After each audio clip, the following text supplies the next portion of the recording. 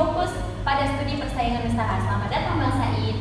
Halo, terima kasih telah mengundang saya. Senang berbagi ilmu di sini. Dan narasumber kedua kita adalah Kak Herni Hidayati Harahap yang juga aktif mengikuti isu-isu kebijakan bisnis dan persaingan. Selamat datang Kak Herni. Hai, terima kasih atas undangannya.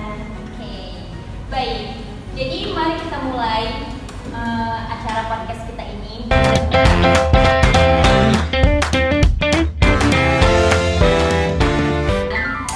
Jadi kan, Bang, kita tahu bahwa Komisi Pengawas Persaingan Usaha atau yang biasa kita sebut KPPU itu punya peran besar dalam menegakkan hukum persaingan di Indonesia. Nah, jadi kira-kira bisa nggak ya Bang dijelaskan apa sih sebenarnya kewenangan dan peran utama KPPU itu? Jadi KPPU itu adalah lembaga independen yang mana itu sudah dibentuk berdasarkan UU Nomor 5 Tahun 1969, yang mana tugasnya itu mengawasi pelaku usaha agar tidak melakukan praktik monopoli ataupun persaingan usaha yang tidak sehat. Kewenangannya itu mencakup penyelidikan, pemeriksaan sampai menjatuhkan putusan administratif. Cukup menarik ya, sobat hukum. Nah, jadi KPPU bukan hanya mengawasi, tapi juga bisa menjatuhkan sanksi ternyata. Betul, selain itu KPPU juga punya fungsi advokasi sebagai kebijakan pemerintah agar regulasi yang dibuat tidak menghambat persaingan. Jadi perannya bukan hanya represif, tapi juga preventif. Ya. Jadi begitu ya.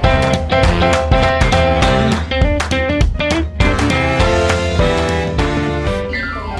Jadi kan kalau kita bicara mekanisme, jadi bagaimana proses pemeriksaan perkara di KPPU ini berjalan? Mekanisme ya, berbicara mekanisme itu prosesnya dimulai dari laporan masyarakat ataupun temuan KPPU itu sendiri. Lalu di situ ada yang namanya pemeriksaan awal, yang mana dilanjutkan dengan pemeriksaan lanjutan dengan menghadirkan bukti dan saksi yang kuat. Terus setelah itu majelis komisi akan membuat putusan yang bisa berupa denda, perintah, menghentikan praktek atau perbaikan, tergantung perilaku bisnis tersebut. Gitu, sobat hukum. Oke, nah jadi berarti mekanismenya itu mirip peradilan ya? Ya betul, meski sifatnya administratif, proses di KPPU sudah menyerupai sidang pengadilan dan pembuktian hak pembelaan bagi pelaku usaha.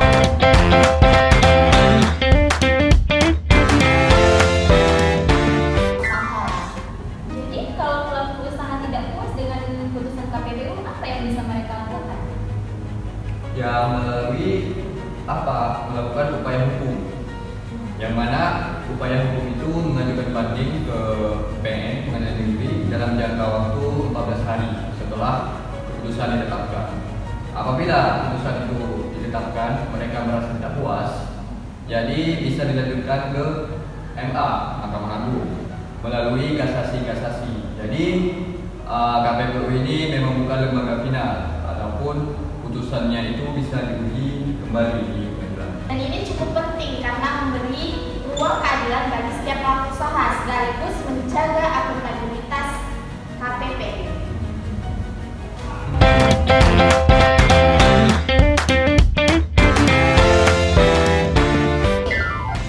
Sekarang kita masuk ke hal yang menarik nih sobat hukum. Tantangan dan prospek penegakan hukum persaingan usaha di era globalisasi dan digital ekonomi. Nah, terus menurut Bang Said dan Kak Herni, kira-kira apa tantangan terbesar di dalam hal ini?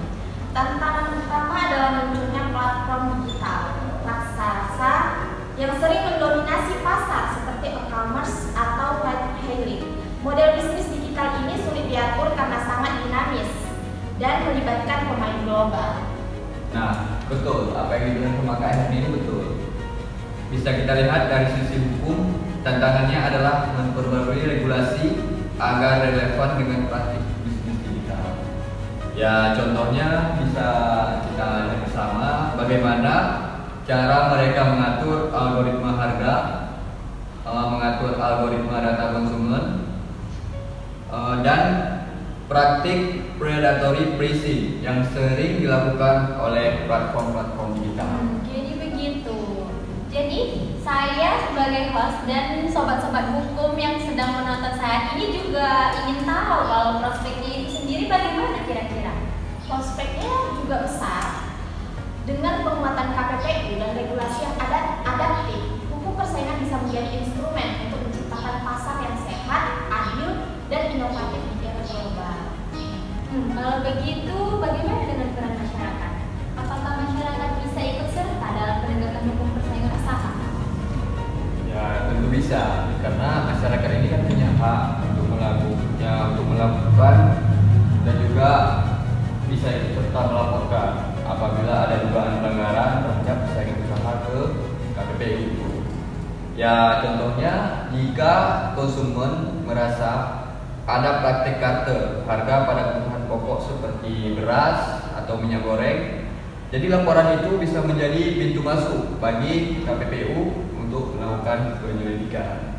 Selain itu, pelaku usaha juga perlu menyadari bahwa kepatuhan terhadap hukum persaingan justru lebih menguntungkan terhadap mereka dalam jangka waktu yang cukup panjang. Pasar yang sehat akan membuat inovasi lebih berkembang dan peluang usaha yang lebih merata. Cukup menarik ya sobat hukum. Nah jadi kira-kira saya masih boleh nanya gak ya sekarang ini? Boleh dong. Boleh lah ya. Boleh, tapi berapa menit nih? Soalnya kami ada kontrak lagi nih. Ya, orang sibuk ya. Emang saya cukup sibuk ya. Oke, jadi pertanyaan saya apa langkah yang perlu dilakukan ke depan agar penegakan hukum persaingan semakin efektif? Itu menurut saya dulu atau KM? Boleh lah Bang Sakit dulu Ya, lah. saya dulu. Ya, orang Saya senior dulu. ya, Seniornya. Ya, Seniornya. Jadi kalau menurut saya itu bisa dilihat perlunya reformasi regulasi seperti yang ada di UU Nomor 5 Tahun 1999, yang mana di situ sudah menjadi pijakan penting, tapi sudah berusia lebih dari 20 tahun UUD tersebut. Yang mana di situ dunia bisnis ini sudah bisa kita lihat berubah dengan besar, mulai dari tahun 1900 berapa sampai tahun 2000 ini ya. Jadi dunia bisnis Indonesia ini terutama itu terpaku dalam digitalisasi, agar pembaruan regulasi menjadi keharusan. KPPU punya instrumen yang lebih kuat. Selain itu, sepertinya kolaborasi juga sangat penting ya teman-teman. Karena KPPU tidak bisa bekerja sendiri, harus ada kerjasama dengan kementerian, lembaga pengawas, dan sektor lain. Dan tentu saja dukungan masyarakat serta pelaku usaha. Kalau kolaborasi ini berjalan baik, hukum persaingan bisa benar-benar jadi fondasi pembangunan ekonomi nasional. Wah gila, keren banget sih diskusi kita hari ini.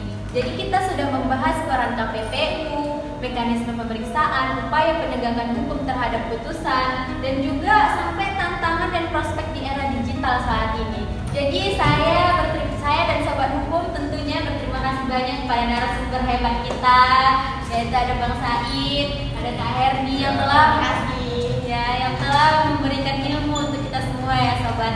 Semoga sobat-sobat hukum yang mendengar dan menonton podcast kami kali ini akan menambah wawasannya dan juga ilmu-ilmunya dan disebarluaskan ke seluruh penjuru dunia. Oke, saya Rima Syahayana pamit undur diri dan narasumber hebat saya kali ini.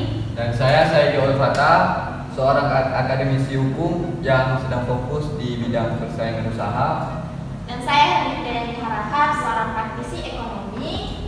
Kami pamit undur diri. Sampai jumpa di podcast kami berikutnya. Salam Suara Persaingan. Suara Suara persaingan. persaingan.